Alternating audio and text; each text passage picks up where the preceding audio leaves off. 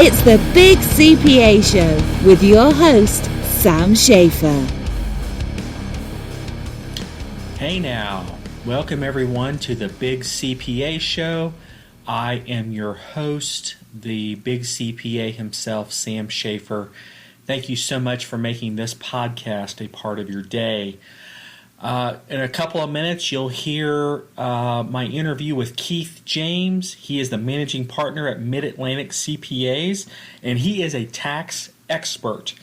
The interview will cover tax issues for both individuals and businesses, and we'll also delve into entrepreneurship and what it takes to start your own business, not just your own CPA firm, but any kind of business. It was really a good conversation. Before we get into it, though, I'd like to apologize in advance for the sound quality. I messed up during the call on the audio. It's 100% my fault. Keith did a great job during the interview. Unfortunately, because of my amateurness in running a podcast, he sounds like he's in another room, but it's certainly not his fault, and I'd like to ask that you not hold that against him. It's a great interview. You can still hear him, but his voice isn't as strong as it normally is. Anyway, without further ado, here is Keith James to talk taxes. So I'm pleased to be joined today by Keith James. Keith is a partner at Mid-Atlantic CPAs, a full-service CPA firm, and he's been gracious enough to join us today to talk a little tax with us. Keith, how are you doing today? Good. How are you? Doing well. I appreciate your time. Mid-Atlantic CPAs, like I mentioned, is the name of your firm. Can you tell us a little bit about this firm? Sure. Our firm's been in existence for about 3 years now. Okay. My partner Ryan and I started it. We were both co-workers, and we decided to start our own CPA firm. Mm-hmm. We service a broad range of customers, homeowners associations, all the way down to individuals and everything in between. We don't bite off more than we can chew because it's kind of our side gig. Sure. It's a passion project of ours that we're doing. Right. You know, we do probably over 250 individual tax returns, have about 15 to 20 monthly clients that pay us what you consider a monthly recurring charge. Right. It's for all sorts of services that we provide, and everyone's kind of different what we do for each client. Sure. Do you do any corporations or any LLCs, LLPs, any other business? We do LLPs, LLCs, corporations, S corporations, nonprofits. So we kind of go across everything. Interesting. And do you assist clients with setting those things up? For example, if somebody wanted to establish an LLC or set up, a partnership or go into business for themselves, is that something your firm could assist with? Yep, that's something we do on a pretty much a monthly basis now as we're attaining more business clients. We're constantly setting up LLPs, LLCs, S corporations, even changing entity statuses. Wow. When the time comes where we have to change somebody, where we have to change someone from an LLC to S corp to do more tax savings initiatives. Interesting. One of the neat things about CPAs, or maybe one of the more misunderstood things, I guess, about CPAs is that people think, well, they work until April 15, and then afterwards they're just sort of twiddling their thumbs until the next tax season comes around. And we're, of course, a little less than a year away from April 15, 2017. Obviously, there's a lot that's going on now for people. What should individuals be doing in terms of tax planning? What should businesses be doing? What should people be doing now to get ready for tax season? Sure. So every individual will have different circumstances, of course. We like to encourage people to do a check-in starting in July. What we'll do is we'll reach out to clients and just say, hey, how you doing? Anything changed for you? Any major life instances where maybe they got married, maybe they had a kid, maybe someone unfortunately passed away, anything like that. I mean, everyone has to be on top of their taxes. It's the number one thing you're going to pay in your lifetime is taxes. You're going to pay more taxes than you'll ever pay anything else in your lifetime. Wow. Isn't that something? Yeah. Most people will pay, a lifetime taxes starting from the age of 18 to 62, let's say you Sure. make the median income in America, you'll probably pay roughly, upwards of $250,000, which are probably more than your house. Wow. If you really sit down and do the numbers and really think about it. So Sure. everyone should try to be as organized as possible. Try to stay on top of it. Maybe do a quarterly check-in.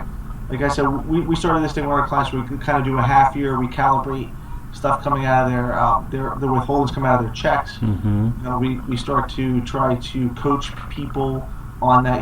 Doing the large refund that they get of $11, $12, $14, $15,000 is not good because it's an interest-free loan Sure. to the state's government. Yep. From the business side, we're looking with our business clients.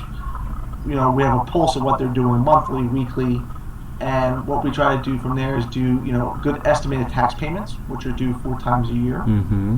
and just making sure that they're staying on schedule with those to see if they're spiking in revenue or making sure they're putting enough aside that there's not a big tax surprise come April 15th of 2017 Yep. for the 2016 year. So we kind of stay on top of people, really encourage them to really think about it, even if it's only 30 minutes a month, really think about your business and kind of set some tax goals up. Sure.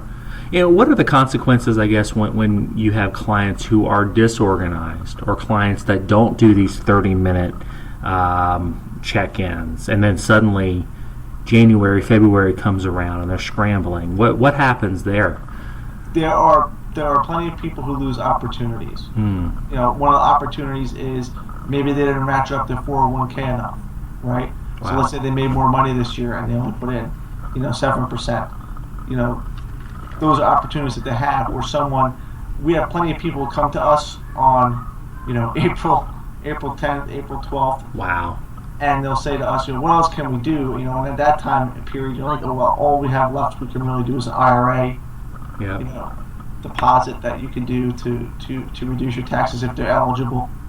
And even at that point, you're just like, this is kind of a futile exercise. But Sure. People come to us and that they can lose out on making the tax payments when they're supposed to, which then they'll receive an underpayment penalty and underestimate penalty. Mm-hmm. Be it small, it's still something, right? We Sure. want to make sure everyone keeps every dollar in their pocket that is legally theirs. Right. That's our job. So, Yeah, and in our jobs as CPAs, as I've always thought of it, is to increase their wealth, right? Is to help them not only pay, decrease their tax liability, but to increase their overall wealth. And it sounds like that's something you folks do very well for people. What about for businesses? What can businesses do now? What can businesses do in September? What can businesses be doing throughout the year to mitigate their tax liability and to better plan for the tax season? Sure, there's a couple of things that we talk about with our clients that they can do. One of the things is staging their income and expenses. So they might have a project, let's say someone comes to us in September or October. Mm-hmm. Let's say they get a large deposit, right, if they're a cash basis taxpayer. Right. And they might get a $100,000 deposit, let's say it's one of our construction clients. We'll make sure they order all those materials to offset that revenue as much as we can to decrease their tax liability. There are plenty of people that we took over that had that mismatch happening, that we're not getting that kind of support because they never really signed up to have a CPA before they were going to H&R Block, that's not a knock at H&R Block. It's just that they're not going to help you plan. They're not around all year long. That's right. So from that perspective, it's not like they can call up and say, hey, whatever, or text you or tweet you or send you a Facebook message to Mr. H&R Block. Our clients do that, and then they're like, what can I do? Like I'm receiving this large check. What do I do? Well, let's make sure, what else do you need in your business that we can spend money on? So we kind of kick the can down the road, but that's really tax planning, right? Sure. To see what kind of cash, payout you have availability to do now versus what you have availability to do in the future. So the other thing that we encourage people to do inside of their businesses is to set up some kind of retirement strategy, which becomes a write-off inside the business, be it a simple IRA, be it a 401k, solo plan. Right. Do those types of things to make sure that they're maximized not only retirement savings but also tax savings at the same time. So there's plenty of things along the way that they can do Also, even though we don't sell, because we don't sell any products, we're not anywhere in the selling business of any products that we do. But Sure. we make sure people think about life insurance, umbrella policies, things that most people really don't talk about with any plain Jane tax preparer that Sure. are not engaged with on a monthly basis. It's you need life insurance. Oh, you need life insurance on your spouse at home. Oh, why do I need that? Because if you die tomorrow, that spouse needs to fill the void that you were making. So plenty of conversations to have, to entrench yourself in the business, to help them out, to make sure they're maximizing their tax strategies on a monthly basis. Yeah, and that's really the value, I think, that a CPA, especially a CPA with your firm, and it sounds like you guys do a lot of good work, can bring, right? Is you are, people think, okay, I just want to pay the least amount in taxes, and that's what a CPA can do for me. But it sounds like you, and this is a good thing, you're looking at the big picture, right? For your clients, it's not just we're going to mitigate your tax liability, as we are going to look at the big financial picture. We're going to look at insurance, we're going to look at real estate and maybe other investments and other things that you have, and ultimately try to look at your client's big financial picture. Is that an accurate, description of what you do? That's absolutely accurate. So it's kind of a holistic approach, because again, every client's different, right? Some clients don't want to talk about life insurance. That's fine, and then you pass over it, you glaze over it. And there's plenty of people we help with, just operation type things, or contracts, or connecting, helping them network to get to the right people that they may need. So it's something that, we strive on a daily basis, is when someone says, hey, I need to do that, we connect them with another client. We refer them inside of our network of people we know, or other people that we support. And it's great to see when you can connect those people and you can see, wow, that's a great relationship that you just helped them create. So it's something that we take pride in, is to be able to increase the value of both sides of businesses when we're doing those types of things. That's fantastic. And it's one of the misconceptions, I think, in the accounting profession, is that CPAs sit with the green hat in a corner and just crunch numbers all day, and that's what I love to hear from you, and it's the message when I speak to high schoolers about the profession, is that we are very much of a people-centered profession, and you'd be surprised how much we deal with people, and really and try to get down to the crux of their problems and understanding, hey, how can we help you succeed financially? Yep. And we go through all sorts of life events. We just had a customer text us last night. They're getting divorced, and it was like, how can we help you do what you need to do? Wow. Every step of the way. So we've been through plenty of them. There's sad to see, but at the same point, you need to support your client at every step, and we've gained some knowledge along the way. I've never personally been through a divorce, but I've done now probably 15 to 20 clients that have them, over the last 3 years, and you start learning some things, and you share with them, tips as they're going through divorce from a financial perspective. That is great. Talk to me, if you can, about IRS developments. Has the IRS come out with anything new within the last year or so that maybe you share with your clients, or that maybe our listeners should be aware of? Yeah, they're always releasing new information, or as tax laws change. I mean, there's a IRS new tax law center right on their website, and some of that doesn't affect 99.8% of the population that actually does income taxes.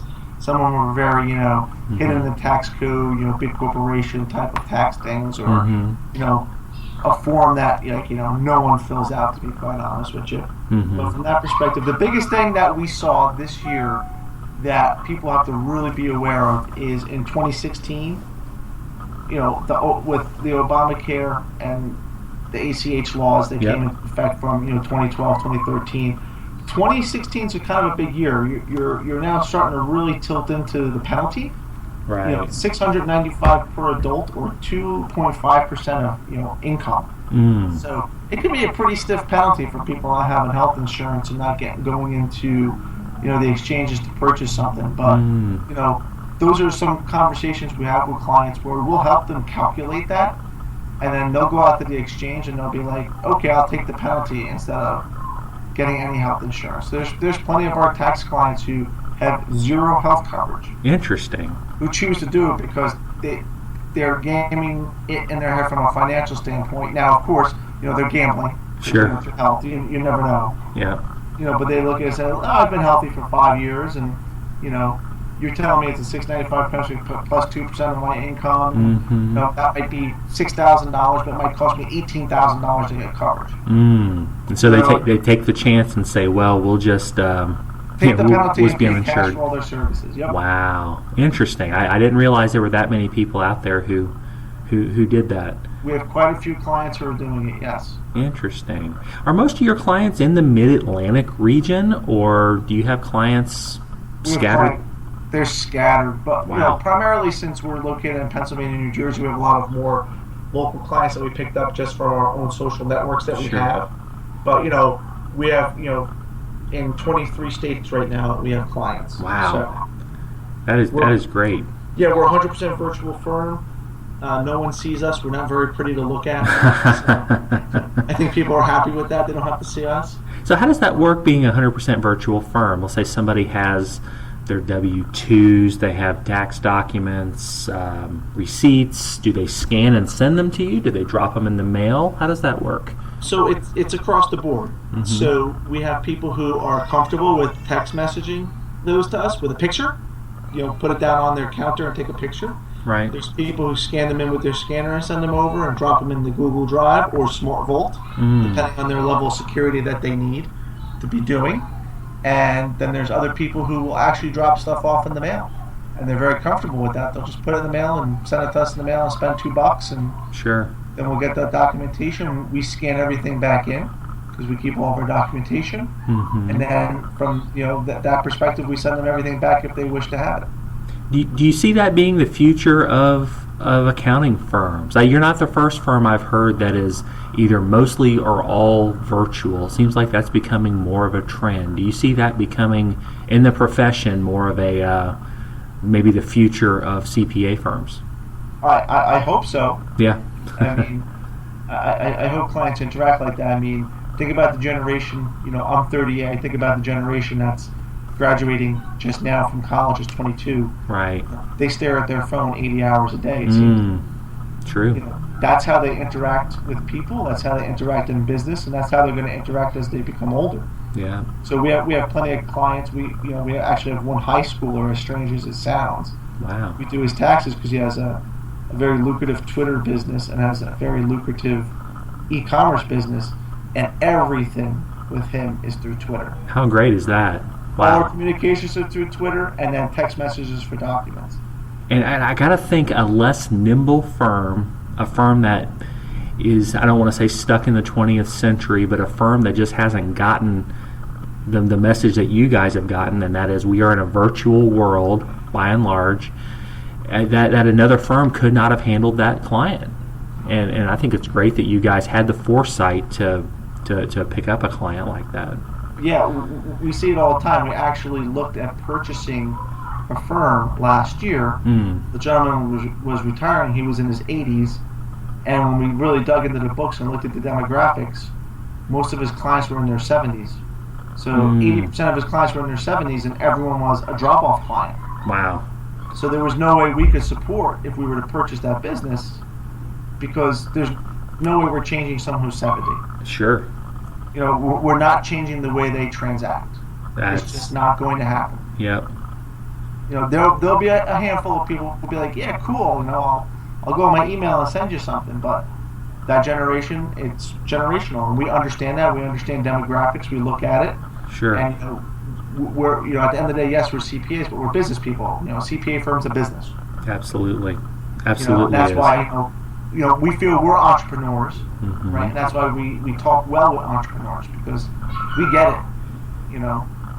We do entrepreneurial stuff inside of our firm all the time, just as much as everyone else is doing it inside their businesses. Sure. And I think that people get that as they talk to us, and we give advice, or we say some crazy stuff. Like we tell them, fire a client. They'll be like, "What? You fire people?" Like, yeah, we fire 4 clients a year. Wow. 5 clients a year. We go through and we say which client costs us the most time, and we're gonna have to say, unfortunately, we love you, but we just can't support you anymore. Is that the litmus test, I guess, and when you fire a client is when they cost you too much time, too much energy? I guess, what does it take to fire a client? Make me angry. No, I'm joking. It comes down to how much time you're spending with them, right? So, they have to understand they're there to make money, we're here to make money. And, especially with a business, not really individuals. There are some individuals who are, that we do have to say, we really can't support you from a tax perspective. Right. Because those are the people who are like on the cusp, that they really need the business support, but they're not willing to pay for it yet. Right. Yet they want to talk about the individual tax returns and hand us, some documents and create a Schedule C kind of themselves and say, here's what my business looks like. And then it's kind of like they don't want to take that next step into like, a yearly kind of subscription to what we do. And then they're asking all these questions that we would typically support inside of our business package. Sure. So those are the ones that, we look at and say, well, you pay me, let's say $500 for a tax return for your LLC or S Corp tax return. And now you're asking me, 25 hours worth of questions. Wow. There's other people who get that value for paying for every month and have that access, and now you're kind of asking it. So those are the people, either we have the conversation saying, you have to switch over to the business plan and let us take over everything for you because you're asking those types of questions and we want to help you. Or if you just want to do individual taxes, we're going to let you go somewhere else. Because I can't spend 25 hours with you when there's someone else who's paying me for those 25 hours. That is so true. So, and I think a new entrepreneur would not know that or would learn that lesson the hard way. Is that something you kind of always knew, is that there are certain clients that you just need to cut bait with? Or is that something you kind of had to learn the hard way? Is that something you were taught?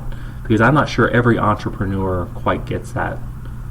We are in a good position where we can practice it. I think a lot of people know that, but I think when you start up, you're hungry for business, so you haven't learned how to say no yet. Right? There's a lot of entrepreneurs who can't say no because they want that contract, they want that work, they want to get their feet in there, they want to get it wet, they want to say, look, I got a client, and it might not be the optimal client for them, but that's their livelihood, right? They got to pay the bills. Sure. We're in a good position since it's our side business where we can actually practice it. Right? If I let go 5 people tomorrow, I'm still feeding my family. If an entrepreneur lets go 5 people, that could be 50% of the revenue. True. So that's it's a balancing act. So we're able to practice it in our business only because we have the ultimate backup plan of having full-time jobs. Right. One of the big, I'm glad you bring up entrepreneurship because that's one of my favorite themes in this podcast series is to discuss starting up someone's own business. We had a couple of podcasts ago, Katie Tolan, who really was just an excellent series on marketing for CPA firms, and we got into a discussion on how she became an entrepreneur. And I guess I was hoping you could maybe just delve into your journey to entrepreneurship. Did you always know that you wanted to be an entrepreneur? I think it's something that, from a young age, I probably knew I would probably do something like that. I was very heavy into the baseball cards and comic books and, Sure. going out to New York City and buying them and bringing them back to Pennsylvania where I lived, where there wasn't really a lot of baseball card dealers, comic book dealers. Right. Buying it in New York for $2 and selling it here for $4. So, I kind of had that kind of entrepreneurial spirit, at that young age. And, right. In my earlier life had started a cash flow note business where I was actually started a company that brokered notes on real estate and connected people to do that. And that's when I was like 23 years old. Wow. So, did a couple of them. It wasn't super successful, but I would never say anything's a failure because you fail every day. Sure. So from that perspective, it's learning. You take little nuggets out of everything that you do and you say, wow, I did that wrong, I did this wrong, and that's how I failed. And then you tweak. And I think that's what entrepreneurs do, right? They fall forward, or they fail forward, and they say, oh, yeah, that sucked.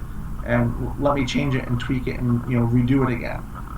And I don't think enough people do that, where they're afraid of the fear and the failure. And, if we fall flat in our face, we'll admit it, and you pick yourself up and you do it all over again. So, is that the biggest obstacle, you think, for people who might want to be entrepreneurs? Maybe they have these fantasies, but they don't because they're afraid of failing. Do you think yes. that's it? Yeah. Yep. It happened with one of our business clients. He was a very good plumber. He sold very well. He was very polished when he came into my own house. That's how I met him. And he was bartending at nighttime because he was offsetting, saying he couldn't make enough money in his business. Mm-hmm. I convinced him in 2013, beginning of 2013, to quit his bartending job. I said, you sell very good. I said, you are not like a normal plumber.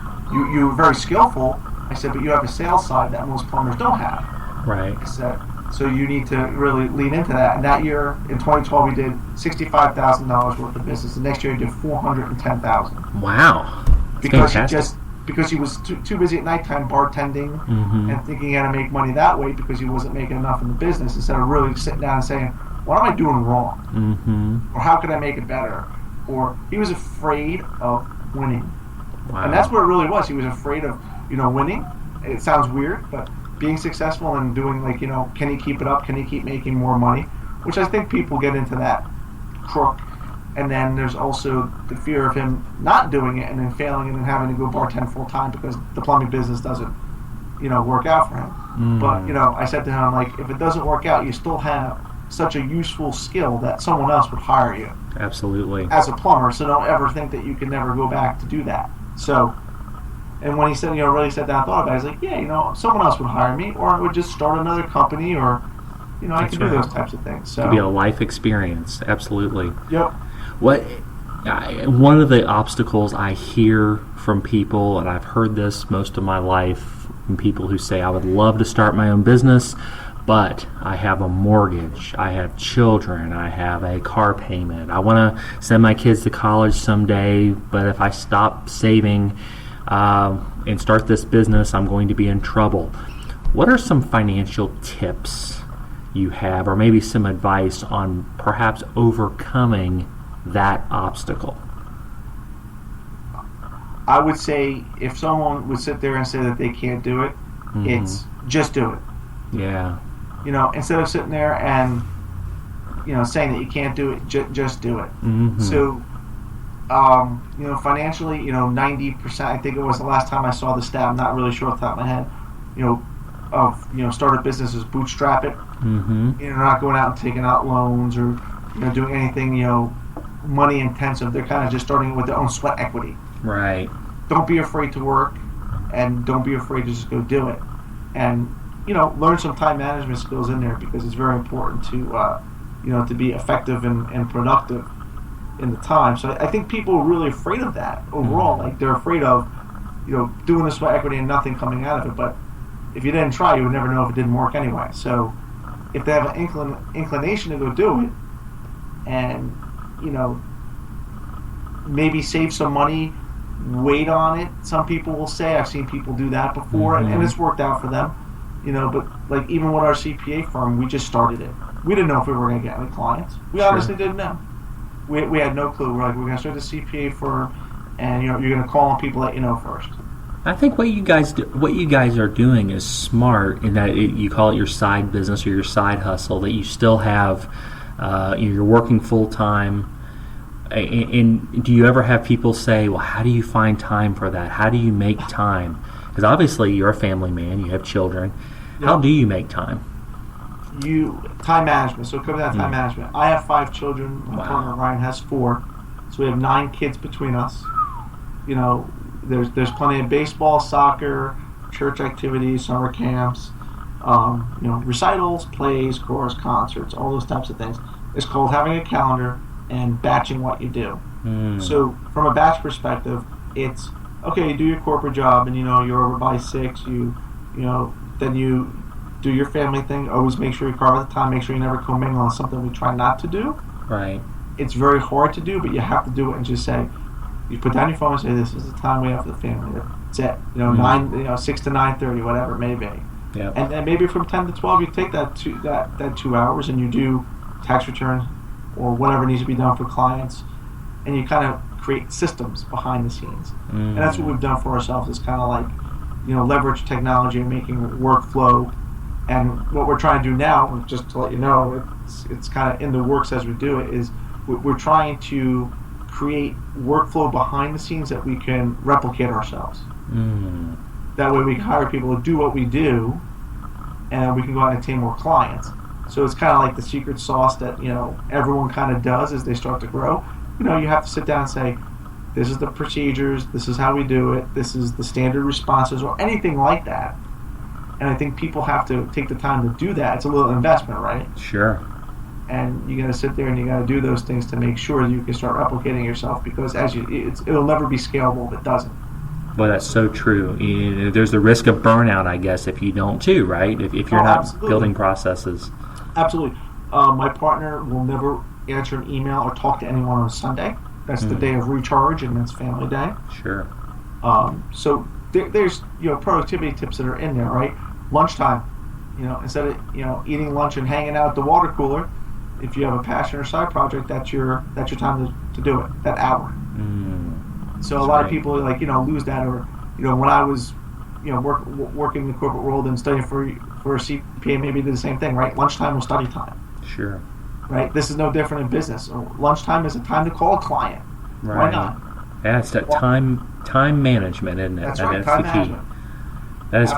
That is fantastic, and you've been successful. And I just think you're an inspiration. You and your firm are just really inspiring, and I just can't thank you guys enough can't thank you enough, I should say, for coming on to this podcast. If any of our listeners would like to get a hold of you, what would be the best way for them to reach you? The best way to reach us is you can go to our website at www.midatlanticcpas.com. You can find us on Facebook, Mid-Atlantic CPAs. Or you can actually give me a phone call on my cell phone number, 570-269-2427. Just don't call me after 1 a.m. and don't call me before 5. 4-hour window, you try to sleep. 4-hour window, that's all I need to sleep. That's fantastic. Well, Keith, again, thank you so much for your time and for sharing your insights, not only on taxes, but on the accounting profession and on entrepreneurship. I really appreciate it. I appreciate the time too, Sam. We appreciate you, and excited that you have your podcast up and running. It's awesome. Great. Well, thanks again. Thank you. And that's our show. Big thanks to Keith again for taking time out of his busy schedule to meet with me. He gets more done in 24 hours than I think any CPA I've ever met. The man is very busy, so for him to take the time to come in and really share his wealth of knowledge, not only about taxes, but about business, about entrepreneurship, and just about his passion for helping people and businesses achieve their full potential, just for taking the time to do that, I can't thank him enough for lending his assistance to my little podcast. If you'd like to reach out to Keith with tax questions, you can look up his firm. You can reach him on the web. It's www.midatlanticcpas.com. You can also follow Keith on Twitter, and I would highly encourage you to do that. His Twitter handle is @XXXKeithJamesXX. He puts a lot of good stuff out there on Twitter, not only for CPAs, but for anyone interested in business or in taxes. Now, if you have a topic that you'd like to see covered on the Big CPA show in a future podcast, feel free to reach out to me. My email address is info, that's INFO, @schaefercpa.com. That's spelled SHAFERCPA.com. Or if your business needs assistance with GAAP accounting, feel free to reach out to me as well. Big thanks again to Keith, and thank you for listening to this podcast. The Big CPA show's opening theme is TKO by American Viral. The closing theme is Let Me Go by The Wellspring. Subscribe to the podcast on iTunes and never miss an episode.